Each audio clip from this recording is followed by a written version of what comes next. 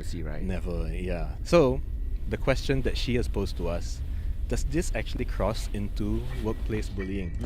And how can she navigate such a difficult working relationship? Wow. I mean, firstly, we all agree that crying in the workplace is something that we don't want. I can feel the frustration Mindy went through, right? Like, she really wanted to do a good job, taking over her colleagues' work. She consulted someone, right? She did consult somebody. Yeah, a different colleague, Maybe she should have consulted this other colleague.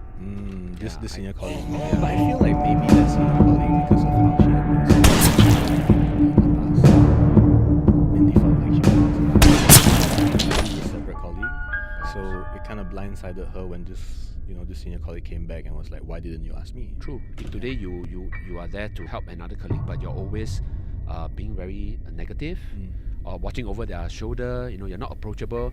Why would someone want to come to you to ask for help, right? Advice. So perhaps that's the reason why Mindy turned to somebody else in the first place. Yeah, and definitely, the fact that she is senior, the power imbalance is a little bit unfair, because then Mindy can't say like, "Oh, I just thought that this way was better," for fear of the senior colleague being like, "Oh, so you think you're better than me?"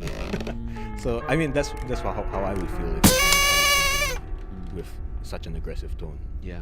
I think it really sounds like this situation could do with a healthy dose of good communication skills, right? Right. Yeah, like, how do you clarify and collaborate with one another? I mean, the workplace is a place full of opportunities for conflict, right? When things are not supposed to be the way they are, but then it's also the opportunity for us to communicate properly, right? So I think on both sides, communication is two ways. On both sides, there needs to be better, healthier forms of communication. Okay, so let's unpack this maybe from Mindy's perspective first, right?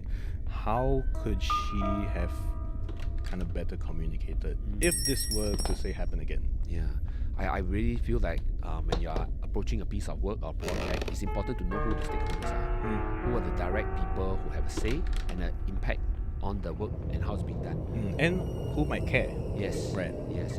You want to maybe engage them first, even though very nasty to you. Despite this maybe like history, as we might call it, you kind of have to just breeze past that and go straight to them and be like, "Hey, I'm taking over this. I've been assigned this. How have you done it before? And can you weigh in on how this should be done?" A lot of us, when we encounter maybe someone we don't like on the place, for response.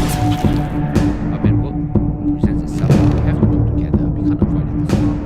So we might as well reach out, start rebuild a basic collaborative relationship. We don't have to be best friends, right? But reach out to say that, what I'm taking over this project, I'm doing this, and I'm involved. What are your expectations? And do you have any advice for me?